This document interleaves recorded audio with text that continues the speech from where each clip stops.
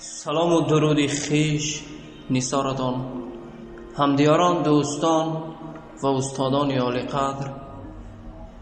بنده ҳилоли سавر هستم و خواستم اینجا سوگواری را از شایر بزرگمهری بهادور با یاد استاد شجریان با نام ای خراسان کوه‌هایت میروند براتان قرائت کرده باشم.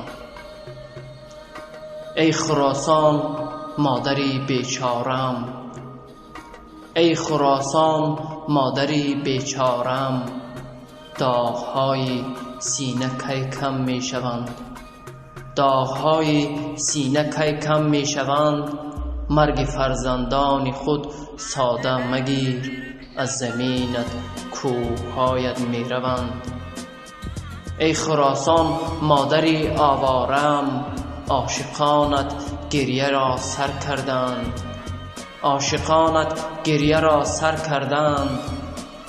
سر کشیده از بری خاکت به ابر، این زمان خاکی تو در بر کردند. ای خراسان مادری سپارم، جمع کن فرزندهای خیش را، جمع کن پیوندهای پیکرت، رند و مست و شاعر و درویش را، جمع کن پیوندهای پیکرت، رند و مست و شاعر و درویش را.